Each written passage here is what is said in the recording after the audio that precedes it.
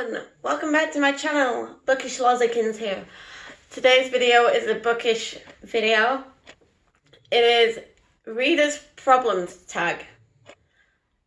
The original tag is linked in the description below, as well as my question is, you have 20,000 books on your TBR.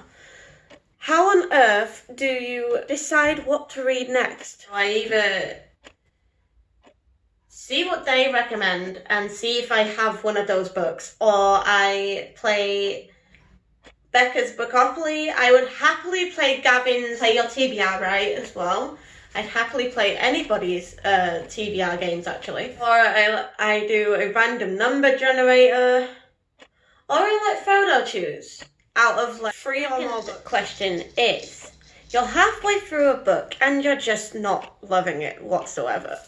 So, do you stick it through, or do you end up, like, putting it down and not finishing it? I was about to say I've learned my lesson from this, but maybe I haven't. I'm not entirely sure if I have. I haven't actually learned my lesson from this, because with Carrie, halfway through, I just was not digging it, and I ended up reading all of it because I thought, oh, it might get a little better. That's why sometimes I stick through with books and then I end up going into a reading slump. But then again, like The Cruel Prince, like I was like 3/4 way through it and I just was not enjoying it whatsoever. So I ended up DNFing it. A lot of people are probably gonna hate me for that, but it's the truth. Don't come for me. Because I know a lot of people love that book, and it just was not for me. Even though I love fantasy books and fairies and fair folk, it just was not for me. I didn't really like how people were treating Jude just because she was a human, and I didn't like, was it Caden? I didn't really like his character, and then I started to like his character, and then like it was just the storyline altogether. I just didn't really enjoy it that much. So my answer to that question is no, I do not put it down even if I'm not enjoying it. I put it down after 3/4 if I'm still not enjoying it. Mind you, like 3/4 of the way, I may still read it and then end up going into a fucking reading slump. And when I'm in a reading slump, like, I am super bored, I get really fed up, and it makes me really depressed because reading takes my mind off of reality, and now this has turned into a therapist channel.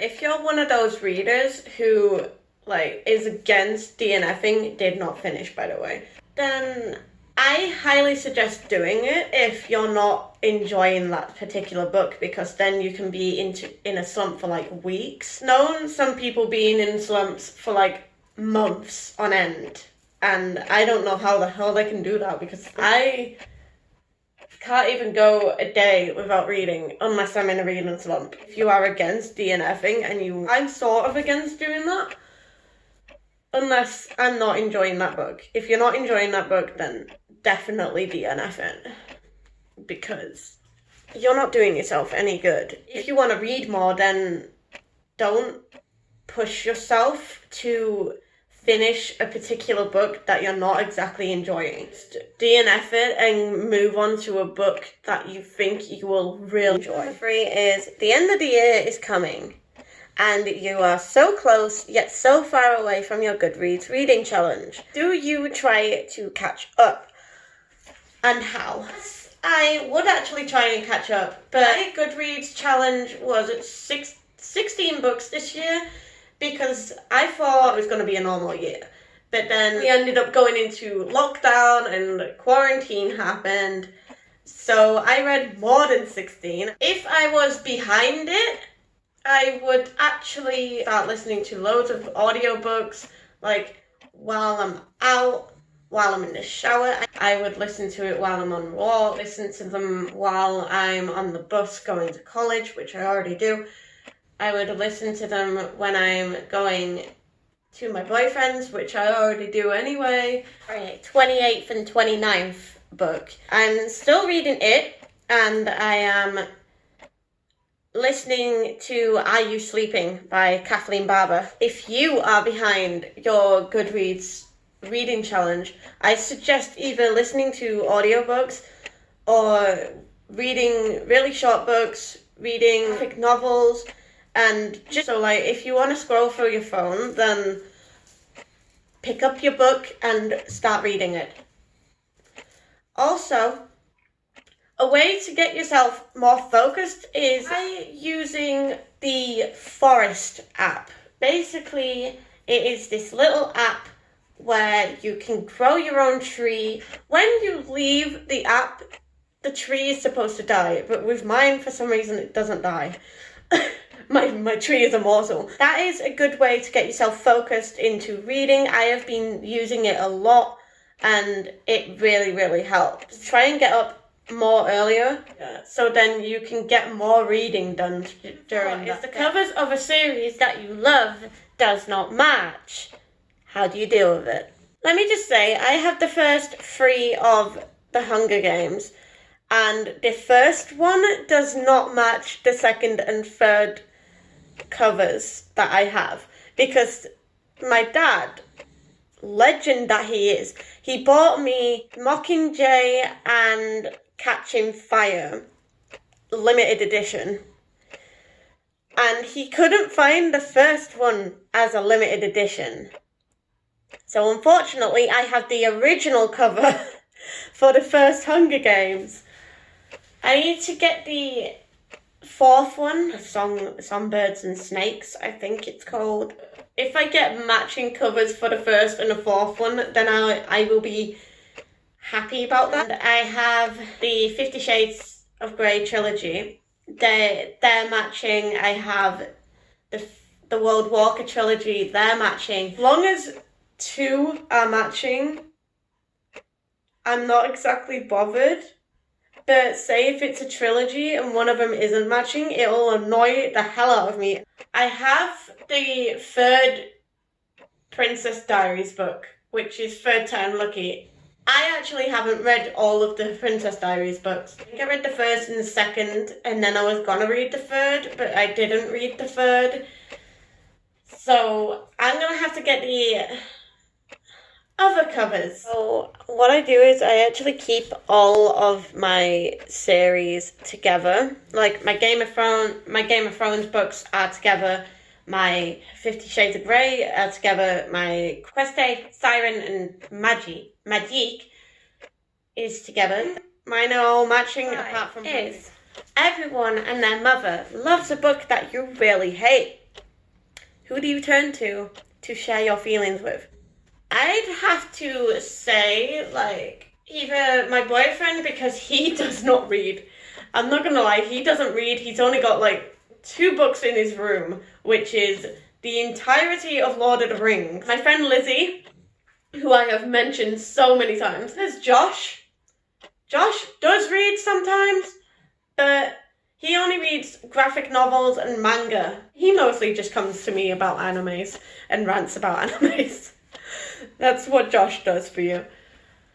I can go to Molly as well. She's my book buddy, who I've actually mentioned before. Hello, Molly! She watches my videos. I can also turn to Zach as well. Turn to the book community as well. I don't really have any booktube friends. There's Liz and there's Megan. They watch my videos and I watch their videos. I think I could literally turn to them at some point and, like, do a buddy read at some point.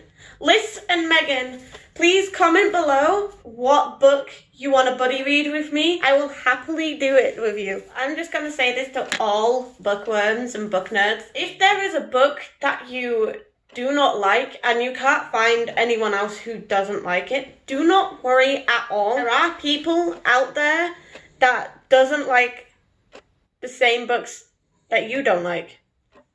And then you can bond over it. Do not worry, you are never alone. You're reading a book in public and you're about to start crying. How do you deal with it? Generally, I don't actually cry at books that much. I cried at Pet Sematary. I mostly laugh when I'm reading books. Like, I've realized that a lot of horror books make me laugh, and horror's like pretty much my genre. Horror and thrillers are my genre. I've been reading It. I have laughed quite a lot at It. And Pet Sematary made me laugh sometimes, Doctor Sleep made me laugh sometimes, and so did The Shining. But I don't, like, I do sometimes feel sad, but I don't exactly cry.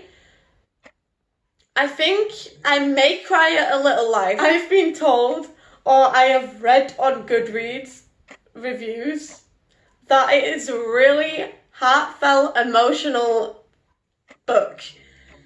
And I've seen Noelle and Kat. They have both broke down because of that book. I really want to know why they're crying about it. I don't think it's the right time for me to read something that's gonna make me freaking break down for some reason. Every time I have cried at a book, I haven't actually cried in public. I've cried at my boyfriend's and I've cried at home because of a book. Literally, the last time I cried was at Pet Sematary. It has brought me close to tears, but I haven't cried yet about it. When it comes to books, I mostly show either disgust or I am laughing or I'm annoyed. I have actually cried at The Island as well. I cried at that because, like, I don't know why, but if I find something really fucking adorable, I cry. Say if I was reading A Little Life in public and I started crying, I'd probably put my head in my hands, or I'd put the book around my face and just be like, no! Or like, if I got a hood on, I could just go like that and just cry. A sequel of a book that you really like has just come out, but you have forgotten everything that happened in the previous book/books. Do you reread the novels, try to find the synopsis on Goodreads, or do you cry in frustration? With me, this would have to be the Orphan X series. And when I had to leave that world, I was so upset. It's 5 books long at the minute, and I have all 5 books, which is Orphan X, Nowhere Man, Hellbent, Out of the Dark, and Into the Fire. The 6th one is coming out either January or February next year, and it's called Prodigy Son. For that, I really want to get that book, and then when I get it, I'm going to reread all of the Orphan X books, and then read Prodigy Son, because I need answers from Into the Fire, because Into the Fire left me with a cliffhanger. Say if you have, like, the memory of a goldfish. Say if you literally forgot everything that happened. You can look at book reviews, or you can, like, do what I do. I actually forget plots and stuff that I've read or listened to during months. Say my November wrap-up. Every time I finish a book or every time I start a book, I take notes of the plot and I put in brackets at the side of the name of the story, like what genre it is and how many stars I gave it. Or if it was an audiobook, I put the genre and then a squiggly line and then audiobook. And that's how I remember what I read. And if you forget what you've read, like, in January, like, either maybe do what I do, like, write down the books, the authors of the book, the year it came out, and your review of it in a little note. You do not like people borrowing your books. How do you politely say no when they ask? I'm not like this at all. I actually let people borrow my books. I let my friends borrow my books. I would let Zach borrow my books. I would let Molly. I am not selfish like that. I'm just one of those people who cannot say no to people.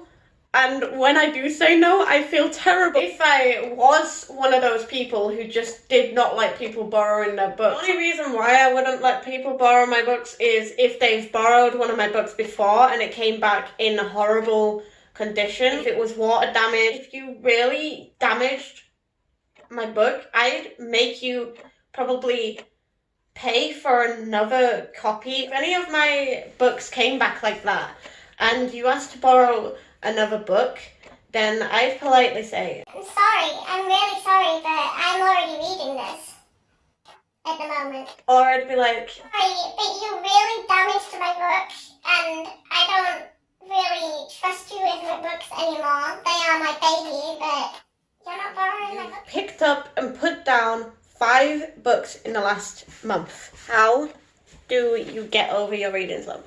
My reading slump, most of the time, it depends on my mood. So I would try and do something that makes you happy. That's how I get out of my reading slumps, or I at least try to read. But if I'm in a really big reading slump, then that would make me feel myself again and feel like I need to try and read again. Or I put on some self-care or self-love or self-motivation videos and watch them.